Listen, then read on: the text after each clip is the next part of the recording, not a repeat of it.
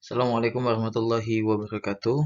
Eh, saya Muhammad Zikri Adam dari Fakultas Syariah jurusan Hukum Ekonomi Syariah dengan NIM 200202111132 akan menjelaskan tentang pemahaman hadis kontemporer.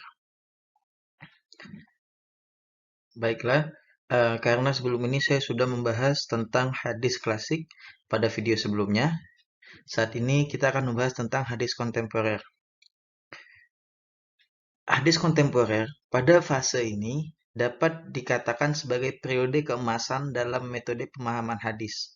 Hal ini tentu tidak berlebihan, dikarenakan kekayaan pemikiran ulama ataupun pengkaji hadis yang memfokuskan dalam kajian penelitian makna yang secara tidak langsung juga ikut andil dalam membantu mengungkap makna yang terkandung dalam hadis dengan perangkat dan pendekatan yang mereka hadirkan, khususnya yang memang memfokuskan dalam metode perangkat pendekatan dalam pemahaman hadis.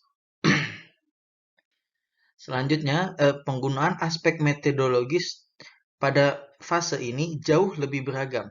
Jadi pada masa kontemporer ini, penggunaan aspek metodologis jauh lebih beragam ketika menginjak pada masa ini. Hal ini dibuktikan dengan beragamnya metode hadis metode pengkajian hadis tentang makna hadis itu. Selanjutnya, pada periode ini, di antara ulama ataupun sarjana muslim dan pengkaji hadis pada periode modern ini yang mempunyai pengaruh yang cukup signifikan terhadap terciptanya pembaruan pemikiran dalam Islam dapat dibagi sebagai berikut.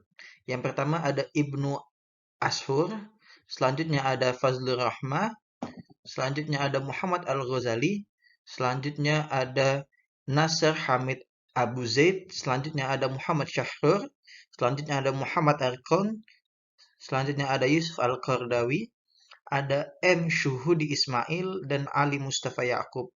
Ini merupakan ulama-ulama ataupun sarjana muslim ataupun pengkaji hadis pada masa kontemporer saat ini. Selanjutnya, pemikiran ulama modern ataupun pemikiran ulama kontemporer yang tercipta dari keinginan untuk memahami sebuah teks dengan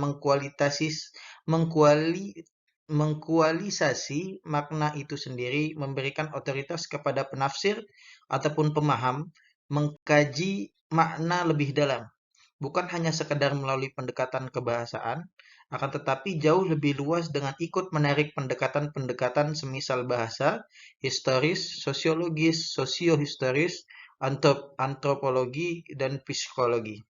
Pemikiran yang fresh hadir dalam upaya pemahaman konsep hadis dengan mencari tujuan syariahnya. Dalam pemahaman Ibnu Ashur, salah satu ulama kontemporer, juga merujuk model pemahaman dengan melihat motif Nabi menyabdakan hadis agar dapat dibedakan mana yang mengandung syariat, mana yang bukan mengandung syariat.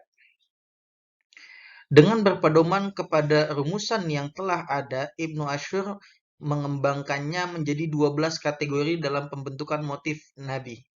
Kategori-kategori tersebut adalah pembentukan syariat agama, pemikiran ataupun opini agama, putusan hukum, putusan politik, petunjuk, kontrak damai, pertimbangan, saran, penguatan mental, pengajaran nilai-nilai luhur, pendidikan pekerti, dan yang terakhir pernyataan tanpa motif tertentu. Itu merupakan pedoman rumusan yang dikembangkan oleh Ibnu Ashur. Selanjutnya, pemahaman seperti ini di fase modern agaknya hanya mengembangkan sedikit dari apa yang telah dirumuskan ulama pada masa klasik. Jadi, ulama-ulama pada masa modern ini, pada masa kontemporer ini, hanya mengembangkan sedikit dari yang telah dirumuskan pada masa klasik, yang jika ditelusuri upaya pemahaman dan penafsiran dengan mengkonfirmasi keadaan awal dan makna awal yang berorientasi retrospektif. Yusuf Al-Qardawi, salah satu ulama hadis kontemporer, dalam bukunya, beliau memberikan 8 prinsip ataupun cara untuk memahami hadis Nabi Muhammad SAW. Yang pertama, memahami Al-Sunnah dengan kerangka petunjuk Al-Quran. Selanjutnya mengumpulkan beberapa hadis yang menampilkan satu tema yang sama. Selanjutnya menggabungkan antara hadis-hadis yang tampaknya bertentangan. Selanjutnya memahami hadis dengan mempertimbangkan latar belakangnya, situasi, dan kondisi ketika diucapkan serta tujuannya. Selanjutnya membedakan antara sarana yang berubah-ubah dan tujuan yang bersifat tetap dalam setiap hadis. Selanjutnya membedakan antara ungkapan yang bermakna sebenarnya dan yang bersifat majas dalam memahami hadis. Selanjutnya membedakan antara yang gaib dan yang nyata.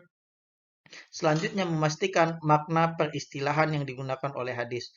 Itulah salah satu eh, beberapa eh, eh, prinsip yang diberikan oleh Yusuf Al-Qaradawi, adalah salah satu ulama hadis kontemporer. Ada 8 macam. Mungkin itu saja yang dapat saya sampaikan. Wabillahi taufiq wal hidayah. Wassalamualaikum warahmatullahi wabarakatuh.